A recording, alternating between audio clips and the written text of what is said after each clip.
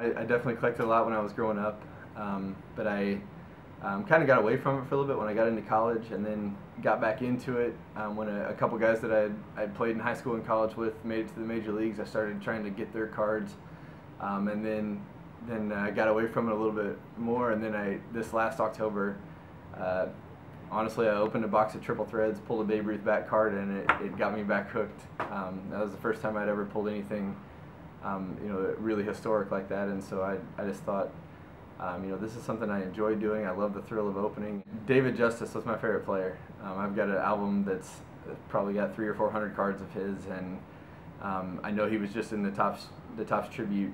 He did some autographs, and so I got on eBay and found the ones that I wanted on there too, to make sure I had some David Justice autograph cards. So, but I was always, from the time I was born, or maybe like in the early 80s, all the way until probably the mid 90s, my grandma every year for Christmas would buy me the Topps complete set, and so I still have all those, and it was just something I loved doing. I would look at the cards and use them to almost memorize stats of guys, and so I would lay them out on the carpet and play games with them, kind of simulate games, and just definitely not at that time worried about the condition of the cards.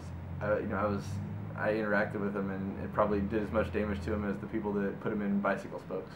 I bought a box of the Bowman Draft, and I remember when I opened a card or opened a pack and pulled my own card out, it was kind of like a nostalgic feeling. It's so bizarre that this is something I've loved doing my whole life. I've always idolized the guys that were on these cards my entire life, and now all of a sudden I'm on one. It was pretty bizarre.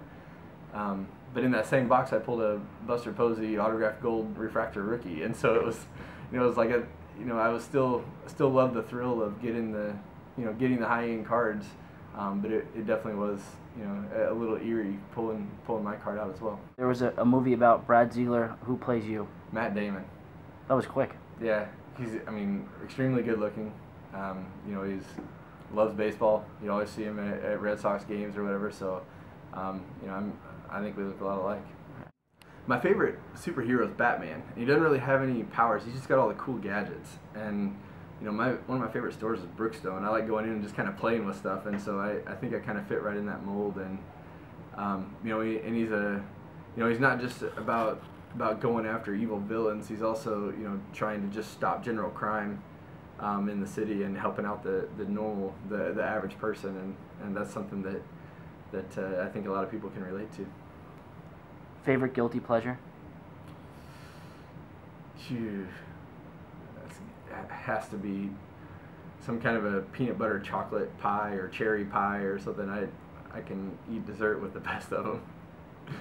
How about the last book that you read? It was a Vince Flynn book. I'm in the middle of his series right now. The first one was called Term Limits. The second one was called Transfer of Power, and so I just finished Transfer of Power probably 2-3 days ago. What's your favorite last name in baseball that starts with a Z? I got a teammate named Mike Zagurski, and it's obviously Ziegler, but if you throw out Ziegler, you got Zagurski, and so that people call me Zig and they call him Zag, and so we're just zigzag, and he's left-handed and a little shorter than me. I'm tall and lanky. I'm right-handed, so it's like we're complete opposites, and so it's a good match in the bullpen down there.